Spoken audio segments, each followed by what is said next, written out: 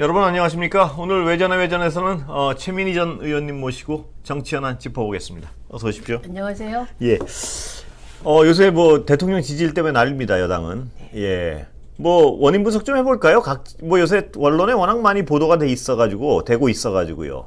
뭐 동의하시죠? 대략 그 방향에 대해서 왜 떨어지는 좀 뭐 다르게 생각하시는 부분이 있나요? 아니, 대체로 비슷하죠. 예. 비슷한데 일단 지지율이 떨어졌을 때 예. 정치인들이 여러 태도를 보이게 됩니다.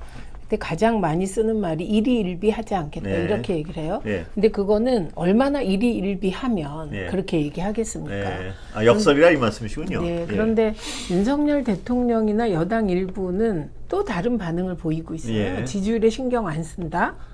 뭐 지지율 뭐 의미 없다 이런 예. 표현을 하거든요. 근데 그 말을 들었을 때 이게 형용 모순이 발생하죠. 예. 왜냐하면 지지율이 무의미하다. 그리고 국민만 바라보고 가겠다. 예. 이렇게 윤석열 대통령이 얘기했잖아요. 근데 그 지지율은 국민 여론이란 말이죠. 예. 그러니까 이게 형용 모순이 발생하면서 동시에 듣는 국민들 입장에서 예. 나만 바라보고 하신다면서 왜 내 의견인 지지율은 무의미하다고 하지? 예. 그러니까 무시당한 느낌이 예. 든다는 거예요. 근본적으로. 그래서 이 지지율이 계속 떨어지게 된 중요한 원인 중에 하나가 예. 그 하나하나가 국민들이 무시당하는 느낌을 받기 때문이다.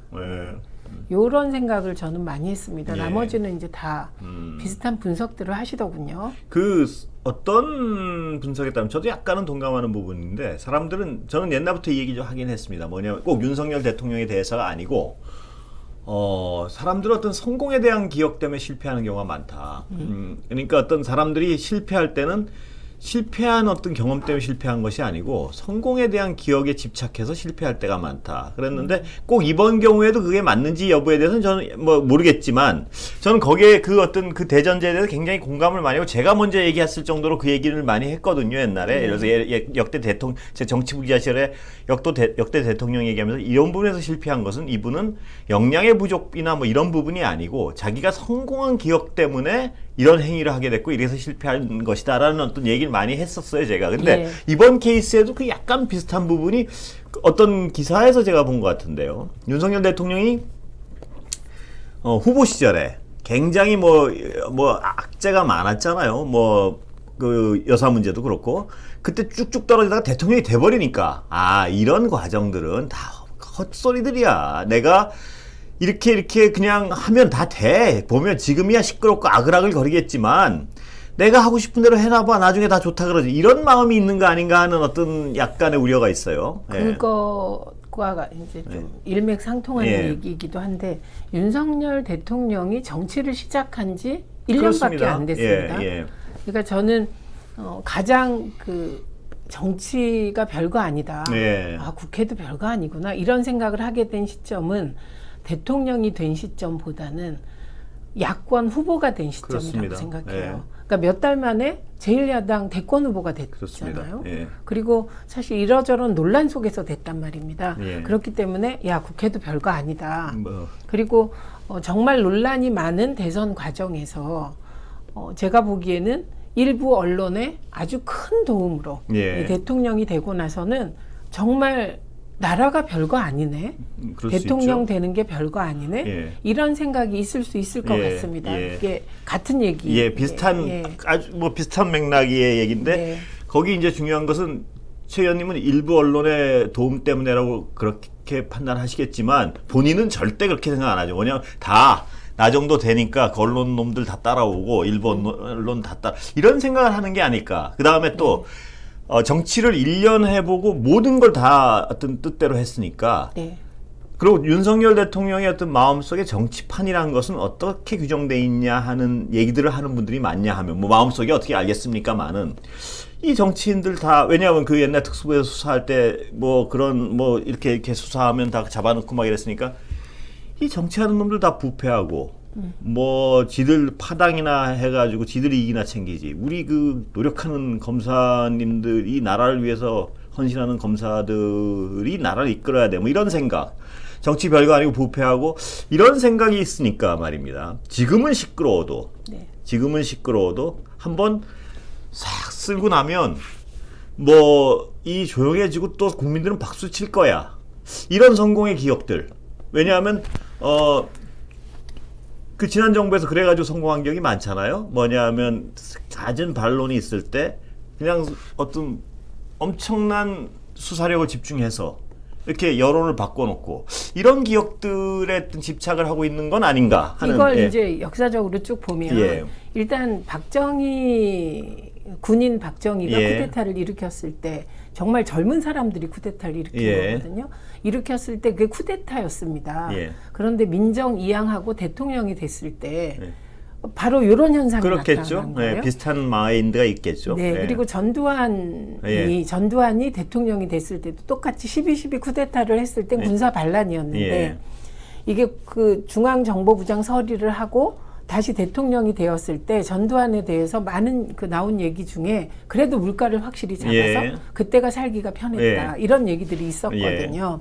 그리고 제가 사실은 이 자리에서 검찰 독재 국가가 될까 굉장히 우려가 된다. 그래서 저는 그때 대한민국이 군부 독재를 거쳤잖아요. 그래서 많은 경험을 했는데 군부 다음으로 조직화된 집단이 있다면 어디가 있을까? 그게 경찰하고 검찰이라고 생각이 되고 일반적으로 검찰이 엘리트들의 모임이잖아요.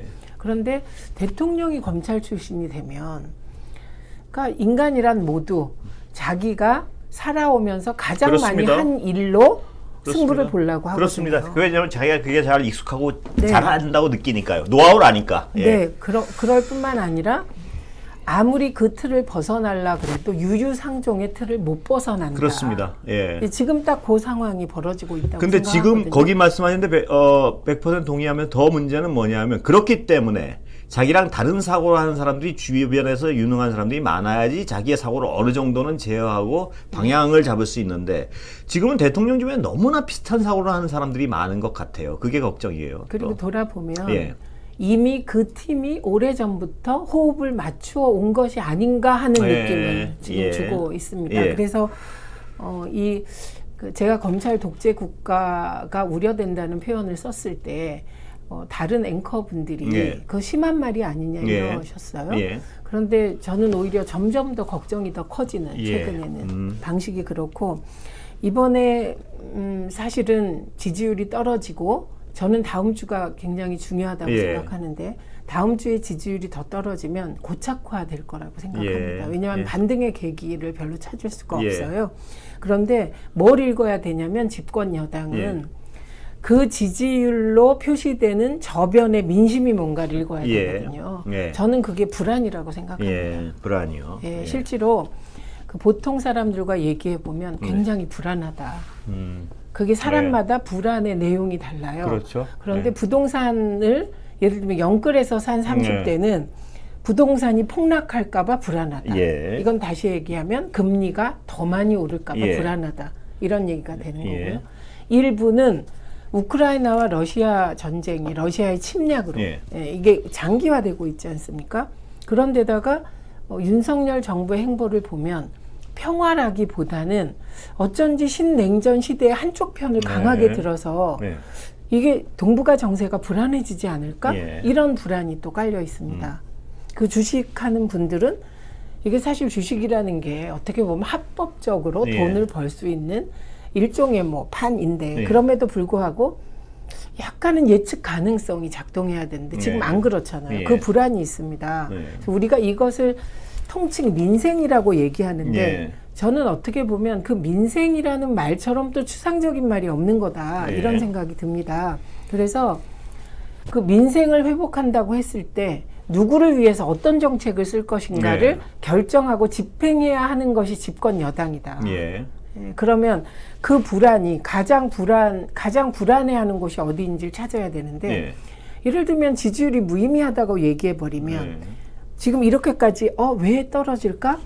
불안해하시나 보다. 뭘 불안해하실까? 여기까지 나가질 못하잖아요. 그러니까 이게 가장 위험한 거라고 봐요. 아까 저는 그 말씀하신 것 중에 지지율 말씀하시니까 이재호 고문 말씀하신 거에 저는 상당히 공감을 했는데 오늘 뭐냐 하면은 이명박 정권 당시에 초기에 광우병 때문에 지지율이 팍 꺾였어요. 광우병 사태 때문에. 근데 그 금방 솟았어요. 쫙. 근데 그 경우와 이번 경우가 다른 것이 이재호 고문이 자신이 보기에 뭐냐면 광우병이나 어떤 특정한 주제가 있어서 팍 꺼진 경우는 다시 솟아오르기가 쉬운데 이거는 특정한 주제가 아니고 전반적인 역량 문제나 태도 문제 뭐 이런 게 복합적이라서 이게 한번 꺼진 다음에 광우병 상태처럼 다시 치고 올라올 수가 있을까 이런 어떤 진단을 하시는데 저는 그럴 것이다라는데 저는 동감을 좀 했었어요. 예. 다른 경우 같아요. 보면. 네, 동의가 돼요. 예. 그 부분이. 그리고 사실 MB도 실수를 했죠. 예. 광우병 때 저 촛불값은 누가 되냐. 예. 요게 지지율 무의미하다. 예. 이전 정권에 이렇게 훌륭한 사람들이 있었냐. 이거하고 같은 대응이었거든요. 하여튼 그러니까 이 대통령 말씀이 이렇게 쭉 보면 결이 같아요. 보면 네, 네. 같은 결이 익혀지는 부분이 네, 있어요. 그래서 그 결이 네, 그렇게 얘기를 하겠죠. 근데 구체적으로 보면 위기의 내용이 다 다릅니다. 예. MB 초기에도 경제 위기가 있었죠. 예. 그런데 그 경제 위기는 사실은 이전 정부의 파운드멘트 경제 기본이 튼튼했거든요. 예. 그러니까 노무현 대통령은 사실은 카드로 너무 고생을 하셨는데 경기 부양을 한 번도 안 한 대통령이잖아요. 예. 그래서 그때는 이겨낼 수 있는 힘이 있었고 미국의 대응도 좀 달랐고 예. 그런데 이번에 그 세계적인 경제 불안은 지난번에도 말씀드렸지만 과도기의 불안이 더해진 거예요. 예. 신자유주의 세계화가 마무리되고 몰락하고 네. 새로운 세계 질서로 가는 과정의 신냉전이란 예. 말이죠. 그러니까 이게 정말 이럴 땐 지도자가 중요한 그런 시기인데 국민들이 보시기에 그렇게 안 보고 있다는 거예요. 예. 그래서 이게 나에게는 민생이지만 그 뭔지 모르지만 세계적으로 굉장히 큰일이 벌어지고 예. 있구나. 이걸 감각적으로 느끼고 있다. 그래서 좋은 지적입니다. 예. 위기의 폭이 다르다. 예. 이 말씀 드리고요. 그다음에 늘 이게 돌아보면 저도 그 이전 정부 탓을 많이 했던 것 같습니다. 토론하다가. 예. 그리고 한편으로 민주당의 경우는 좀 언론 환경이 나쁘다는 생각이 늘 있기 때문에 예. 이게 우리가 뭘 잘못했냐 보다는 예. 상황이나 조건이 나쁜 거 아니야? 예. 이렇게 되는 게 인지상정이긴 예. 합니다. 그런데 문재인 정부 때는 국정농단으로 예. 사실은 이게 어떻게 보면 기본이 흐트러진 상황에서 집권했기 때문에 예. 그게 좀 더 강했어요. 예. 그런데 제가 나중에 보니까 예. 이 시청자들이 제일 싫었던 게 예. 제가 하는 토론 중에 이전 정부 탓하고 예. 다른 사람 탓하는 게 너무 싫더라. 예. 이 얘기를 하시더라고요. 그래서 돌아보니까 진짜 그랬던 거예요. 예. 그런데 제가 문재인 정부에 저희가 했던 태도를 윤석열 정부와 국민의힘 의원들이 똑같이 토론에서 만남하시더라고요. 예. 사실은 예. 이게 집권 초니까 그게 시작이었다. 예. 저도 생각해 보면 그때 좀 더 우리 쪽의 잘못, 촛불 정신을 우리가 잘 지키고 있나 이런 쪽으로 생각이 돌았다면 예. 결과는 좀 달라졌을 근데 것 최 의원님 말씀하셨는데 동의하는 부분이 있으면 저는 약간 거기 다르게 보는 게 예를 지금 집권한 지 얼마 안 됐잖아요. 네. 그러니까 이전 정부 탓을 할 수 있는 부분도 있어요, 꽤. 예? 있는데 여기서 국민들이 지금 팍 반발하고 저 뭐야 하는 이유는 이전 정부 탓이라고 저는 이렇게 많은 언론들이 표현하는데 그게 아니고 탓하고는 달라요. 뭐냐면 경제란 걸 예를 들면 네. 이제 전 정부가 이러이러한 일을 해서 지금 이건 어쩔 수 없어요 하면 전 정부 탓이에요. 그리고 사람들 어떻게 보면 또 끄떡거리는 부분도 있어요. 만약 그걸 어떻게 해? 그리고 이전 정부 탓을 하는데 뭐 예를 들어 전 정부가 제도를 이렇게 만들어서 우리는 지금 어쩔 수가 없어요. 지금 국회도 여서야 되고 이러면 근데 똑같이 하죠. 예, 아니요. 근데 그거는 이해가 될 수도 있어요. 그런데 그게 아니고 인사 왜 이렇게 합니까? 그러면 전엔 더 했잖아요. 그러니까 이건 다른 거예요. 이전 정부 탓하고는 다른 얘기예요. 뭐냐 하면 그걸 그렇게 비난하던 사람들이 자기가 하는 건 완전히 뭐 똑같을 뿐만 아니라 더 나가는 것 같은데 왜 그렇게 하냐고 물어보면 이건 전 정부 탓이 안 하잖아. 이건 자기가 하는 건데. 네. 거기에 열받는 게 많은 거예요. 보면 아니 이렇게 훌륭한 사람 봤어요? 이러니까 이거 뭔 소리지?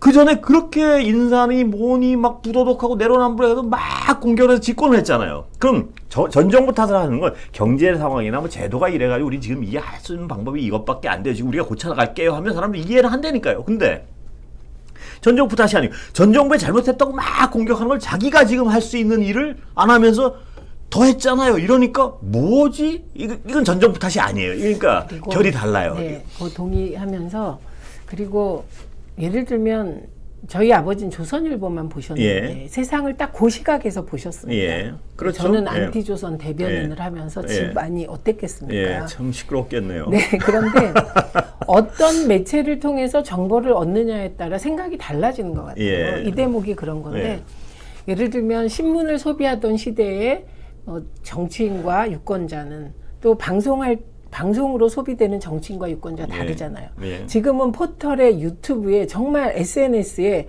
정보 소통 공간이 많은데 예. 예를 들면 대통령께서 이전 정권 이전에 이렇게 훌륭한 사람이 있는 거 봤냐라든가 그 다음에 언론과 야당 때문에 고생했다라든가 그리고 이렇게 훌륭한 사람이라는 표현을 쓰는 순간 국민들은 배반감을 느끼는 거예요. 예를 들면 교육부 장관 후보자가 자기 논문 표절 의혹을 받는 걸 국민들이 다 알아요. 그런데 훌륭하다고 표현한단 말이죠. 그렇죠. 갑질했다는 보도가 막 떠돌아다니는데 훌륭하다고 표현한단 말이죠. 그러니까 내가 주로 접하는 매체에 그 정보가 안 올라왔다고 해서 국민들이 모르는 게 아니다. 이거를 그렇습니다. 정치인들이 아는 게 중요한 시점입니다. 그 부분도 맞습니다. 그러니까 그리고 제가 어떤 그 의심하는 것 중에 하나는 대통령이 검찰 어떤 특수부 출신이시잖아요. 그러니까 이게 제가 늘 이 자리에서 많이 어떤 얘기했던 건데 이 언론이 국민이다라는 생각이 잘 없는 부분이 있는 것 같아요. 저는 무슨 얘기냐면 이 검찰 출입 기자는 최 의원님도 잘 아시겠지만 굉장히 우수한 친구들이 가는데도 불구하고 이 정서적으로 검찰에 굉장히 대항할 수가 없는 구조예요. 이 취재 구조가. 그러다 보니까 윤 대통령이 총장이나 검찰 시절에 기자들이 뭘 물어보면 이건 말도 안 되는 소리 하지 마 이런 식으로 하면 기자들이 크게 이렇게 꼬치꼬치 묻질 못했을 거야. 아마 그 검찰 취재 구조가. 또 약간 버럭 화도 잘 내고 하는 캐릭터 같은데요. 지금 이렇게 보면은. 그러다 보니까 언론 좀 당황하고 있을 거예요. 아마 윤 대통령 이런 부분에서. 언론놈들이 옛날에 이 검찰총장하고 할 땐 그냥 뭐 이렇게 탁탁 하나 흘려주고 하면 그냥 대서특비라고 막 이러는데 이 기류가 다른 거예요. 거기는 저는 약간 당황은 있다고 봐요. 물론 지금 언론 지형이 이 유리한 지형, 집권 여당의 유리한 지형으로 있지만 그럼에도 불구하고 옛날과 다르다는 생각을 저는 좀 할 것 같아요. 그러니까 정치한 지 1년 됐는데 대통령이 됐다는 건 정말 그거 하나로도 누군가 논문을 써도 되는 그런 일이라고 생각합니다. 그런데 그거는 뭐 객관적인 평가와 달리 이 당사자들은 어떤 생각을 하게 되냐면 갑자기 어느 날 나의 모든 행동이 대중에게 노출되고 마치 유리대롱 속에 갇혀서 사는 느낌이 들게 되는 겁니다. 그런데 우리가 흔히 허니문 기간이라고 얘기를 하지만 그 허니문 기간은 저는 다음 대통령은 없을 거라고 생각을 해요. 모든 시계가 짧아지고 있기 때문에. 그렇죠. 그리고 아무리 우호적인 언론 환경이라고 해도 언론의 역할은 현실 권력 비판입니다.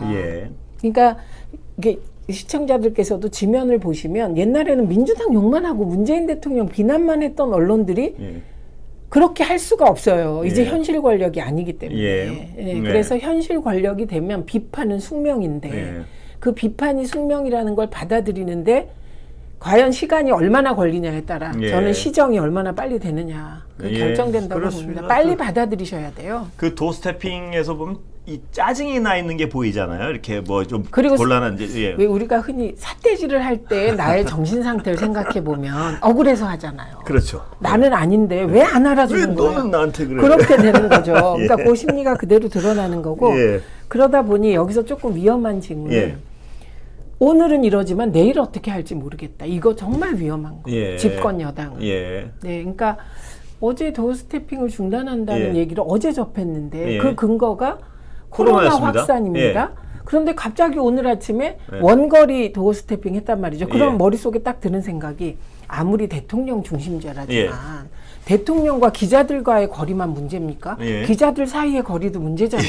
그러니까 벌써 대통령실 그 출입 기자들이 11명이 지금 코로나 감염됐다는데 그럼 기자들은 저렇게 모여있고 대통령은 멀리 계시면 되나? 이런 느낌이 들잖아요. 그러니까 이건 뭐냐면 대통령의 모든 행동과 말은 사전에 철저하게 준비되고 계획되어야 하는 건데 그 계획을 누군가 세울 텐데 계획을 세워도 소용이 없는 건가? 이런 느낌이 들면서 우왕좌왕하고 있다.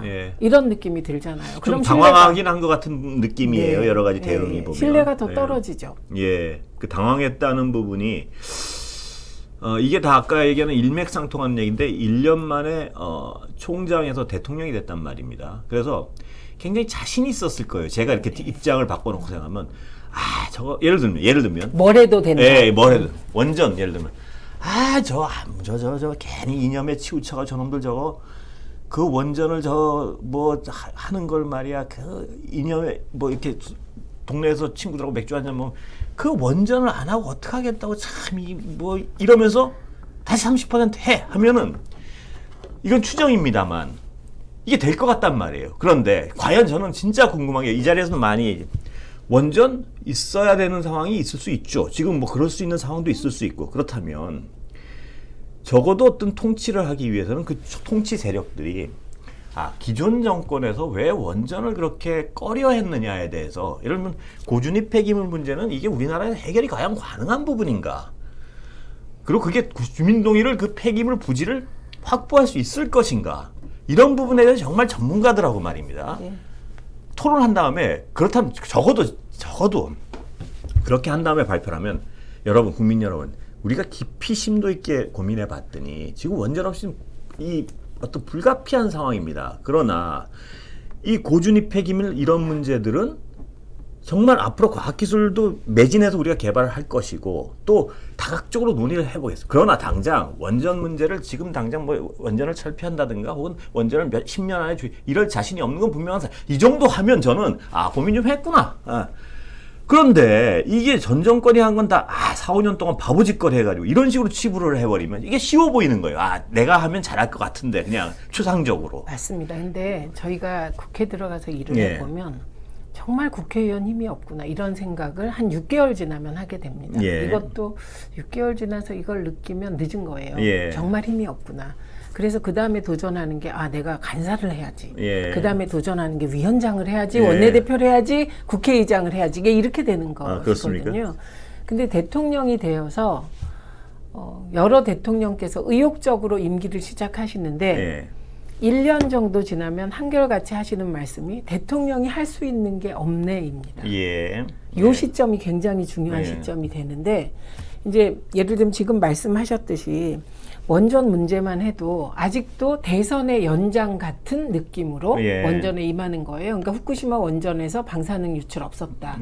그리고 멜트다운 없었다는 류의 시각으로 원전을 인식, 계속 바라보는 정보. 거죠. 그래서 원전은 사실 문재인 정부의 탈원전이 60년 이후에 시작되는 거거든요. 그러니까 그건 무늬만 탈원전이었어요. 어떻게 보면. 사실은 문재인 정부는 그 계획을 세워놓고 정말 탈원전을 주장했던 분들로부터는 무늬만 탈원전이라고 비난받았거든요. 그렇죠. 그런데 그렇게 했었던 그런 어중간한 입장을 취할 수밖에 없었던 이유가 바로 있거든요. 왜냐하면 원전을 갑자기 지금 당장 끊어가지고는 여러 가지 현실적으로 어떤 무리한 부분이 생기거든요. 그러니까 이제 무늬만 탈원전을 한 거예요. 탈원전의 방향성. 근데 지금 지난 4, 5년간 바보 같은 짓거리 해놓고야 그 전제는 뭐냐면 원전을 굉장히 줄인 것처럼 생각하는 것 같아요. 줄인 게 없어요. 그렇습니다. 추가 원전을 짓는데 적극적이지 않았다. 그리고 노후화된 원전의 재가동을 법원 기준으로 했다. 이거밖에 없습니다. 따져보시면. 그런데 무슨 굉장히 원전을 폐지하고 막 원전을 안 써서 지금 전기요금이 오르고 이런 것처럼 사람들이 느끼게 한다는 건 알고도 그러진 않을 것도 같고요. 여기서 되게 중요한 포인트. 대선에서 이기기 위하여 원전 같은 주제까지도 선동의 주제로 삼을 수 있다고 생각합니다.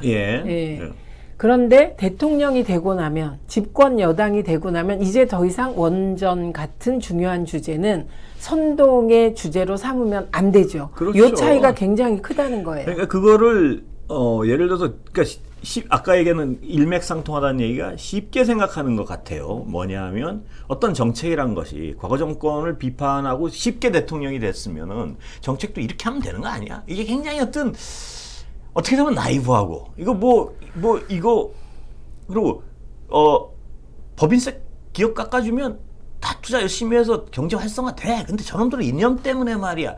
이런 식으로 생각하는 게 혹시 아닌가 싶은 불안감이 있는 거예요.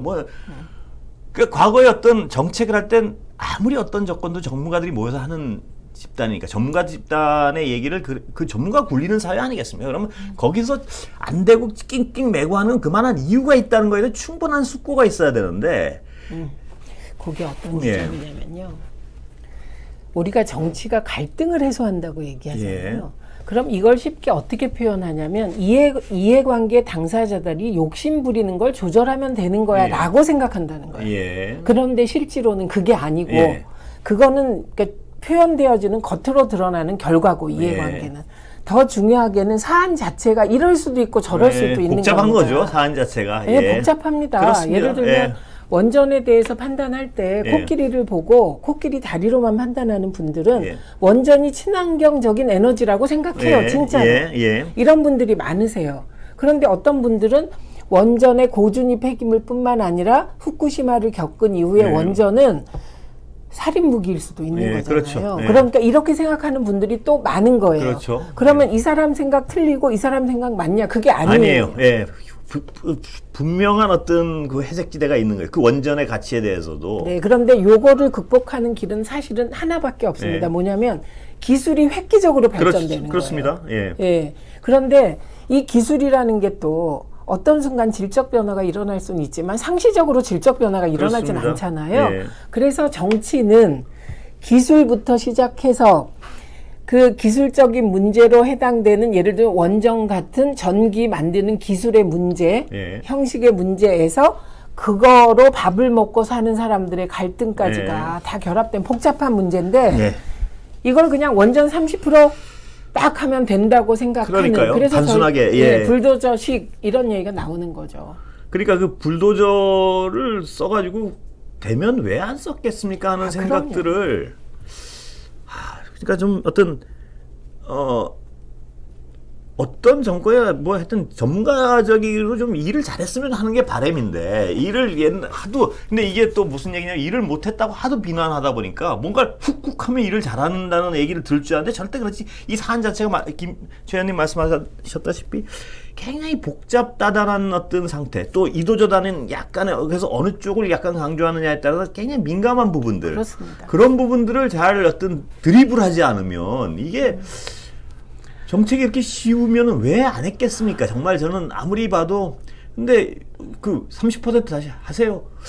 이런 게 굉장히 어떤 위험하고 좀 아까 말씀하신 불안하게 느껴지는 거예요. 네, 그래서 불안하게. 대선 시기에 시원시원했던 느낌. 그리고 문재인 정부에선 못했던 50조 자영업자 지원금을 갑자기 만들어내고 기재부가 그것을 풀 때까지 지방선거 때까지 그게 시원시원한 느낌이었다면 이제는 그게 불안으로 이어져서 저는 지금 이 지지율 추락의 기저에는 불안이 있다. 좋은 분석입니다. 불안이 있습니다. 그 불안은 정말 여러 가지 아까 말씀하신 여러 가지 측면에서의 불안감인데 게다가 이 불안이라는 게 실존적인 문제와 연결이 되면 정말 큰일이죠. 그렇습니다. 근데 문제는 내년 일단 그 불안감에 가장 기저에 있는 거는 먹고 사는 문제인데요. 그게 내년 경제 상황이 좋지 않을 거라는 전망이 너무 많으니까. 근데 우리나라는 미국은 그래도 어떤 기초 체력이 아직까지 튼튼하다는 평가를 받고 있지만 우리나라는 그럴까 과연 이런 불안감이 있어요. 그러면 저쪽에서 우리가 금리를 이렇게 올리면 이게 근데 안 올릴 수도 없는 상황이고요. 이런 상황에 대해서 어떻게 진짜 해나갈지 참 불안한 마음으로 쳐다보게 돼요. 지금. 왜냐하면 세금 문제도 법인세 세금 깎아주고 잘 살고 옛날 세금 들어오면 얼마나 좋습니까, 다들. 그런데 그게 그렇게 쉽지가 않을 것 같단 말이에요, 아무리 봐도. 근데 또 거기다 불을 지는 건 추경호 총리죠. 뭐냐면 법인세 그 큰 기업들은 법인세 깎아준다 뭐 탁탁 인심을 쓰는데. 모든 건 올라가지고 월급쟁이들은 막 죽겠다 하고 있는데 월급 올리지 마 이러니까 그걸 왜 월급쟁이가 다 뒤집어 써야 되는 얘기가 당연히 나와요. 예를 들어 기업에도 어떤 희생을 그 전에 요구했으면 월급도 그거 올리지 마 내려야지 마도 시장 경제주의자들이 할 얘기는 아니니까 월급도 이런 부분이 고민입니다 정도 하면 왜 모르겠어요. 근데 지금 소득세 구간을 정비해서 그 화이트 칼라의 소위 유리 지갑까지도 세율을 낮춰주겠다. 지금 이런 얘기를 또 발표한 겁니다. 그러니까 이건 뭐냐면 아직도 대선 치르는 거예요. 예. 진짜 이 불안이 여러 가지가 있는데 그러면 지금 소득세 구간을 조정해서 소득세를 깎아주려는 대상들, 예. 그 대상들이 3, 4, 50대 아닙니까? 그렇습니다. 근데 그 3, 4, 50대는 대한민국에서 가장 사회생활로 다져진 나이대잖아요. 그러니까 그 나이대에서 그 좋아하기보다는 뭐지? 그러니까 이게 어느 정부든 정책의 방향이라는 게 있습니다. 예를 들면 법인세율을 인하하는 정부가 취하는 방향이 있고 법인세율을 올리는 정부가 취하는 방향이라는 게 있거든요. 그런데 어디로 가는지 갈피를 잡을 수가 없다.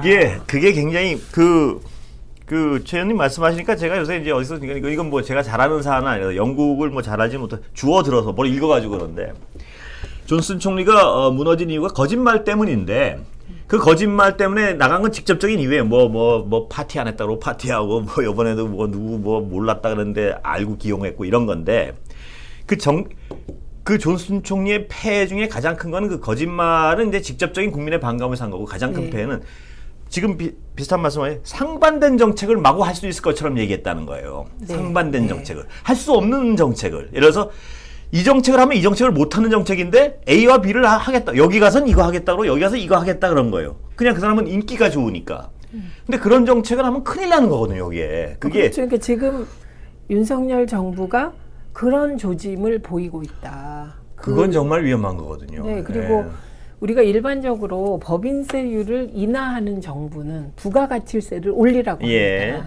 그런데 부가가치세도 서민을 위해서 낮추겠다. 그러니까요. 만약에 이런다면 그럼 정말 신뢰가 떨어지는 것이죠. 그럼 이 돈을 국가가 돈 쓸 일은 점점 많아지는 세상이 돼가고 있는데 그러니까 이건 뭐 보수 정당이고 진보 정당이고 외국의 경우엔 돈 쓸 일 큰 정부가 돼가는 경향이 어쩔 수 없이 있는데 지금 저 탄소 중립화도 해야 되고 뭐도 해야 되니까 국가가 돈 쓸 일이 엄청 많은데 법인세 왕창 깎아주고 이것도 깎아주고 좋죠. 그대로만 되면. 근데 그대로 되고 경기가 좋아지면 괜찮다는 논리인데 이 어떤 상반된 정책을 추진하면서 그의 어떤 문제점을 보는 그게 아까 존슨 총리가 했던 가장 문제점이라고 지적을 하더라고요. 외신에서 보면 그래서 그런 방향으로 가면 정말 위험해지는데 이래서 어떤 정책을 추진할 것이면 그게 그 상반된 부대 효과에 대해서는 어쩔 수 없이 참으라고 얘기를 해줘야 되는데 모두 할 수 있을 것처럼. 그리고 그런 얘기들이 도어 스태핑에서 언급되는 게 문제인 거죠. 그러니까 코로나가 심해진다. 그러면 소상공인들 피해가 많아지겠네. 저소득층 피해가 많아지겠네. 이런 생각을 할 수가 있잖아요. 근데 대부분은 그런 말을 직접적으로 잘 안 하려고 합니다. 왜냐하면 야당은 해도 되는데 집권 여당은 책임져야 되니까. 그래서 저는 지금 뭔가 근본적인 시스템 점검이 필요하고 예를 들면 경제는 경제를 아는 사람에게 그리고 정치인 중에서도 뭐 직영이 오래 한 분들 있지 않습니까? 그렇습니다. 정무위 그쪽에 좀 자문을 구하고 이렇게 해서 시스템을 점검해야 된다. 이제 아가페 정도로는 국가 운영을 할 수가 없다. 아는 사람, 가까운 사람, 패밀리. 그 아가페입니까? 아는 사람, 가까운 사람, 패밀리. 인사를 아가페 인사라고 했거든요. 그러니까 그 친한 검사, 친한 대학교 동창, 친한 후배 이런 범위를 뛰어넘는 지금 시스템 개혁이 필요해서 제가 영부인 지원실도 만들고 민정수석실도 부활하는 게 좋겠다. 있었던 이유는 그렇습니다. 필요해서 있었던 거니까 그런 점검을 할 용기가 필요하다. 이렇게 봅니다. 그렇습니다. 김건희 여사 문제도 사과하고 일단은 왜냐하면 국민들을 그냥 없었듯이 갑자기 툭 만들면 그것도 황당하죠. 뿐만 아니라 사정정국이 힘을 못 받죠. 왜냐하면 그 선거 때 도이치모터스 주가 조작과 관련해 얼마나 많은 정보가 나왔습니까? 거기에 대한 수사를 했으면 혐의가 없으면 왜 없다는 설명이 있어야죠. 그렇죠. 당연히. 그런데 그 대통령에 가장 가까운 분에 대한 수사는 뭔가 안 하고 무혐의 되는 과정이 이해할 수 없는데 그 야당 정치인들만 계속 수사하겠다고 하면 국민들이 보시기에 이게 공정한 건가? 이런 생각 당연히 들 것 같아요. 그게 누가 한 말씀이 정확히 정말 모르겠는데 수사는 실체적 진실도 중요하지만 어떻게 보이는가도 중요하다. 그걸 누가 얘기했는지 모르겠는데요. 중요한 거 왜냐하면 그래야 설득이 되니까요. 그렇죠. 오늘 말씀 몇 개 듣겠습니다. 고맙습니다. 감사합니다.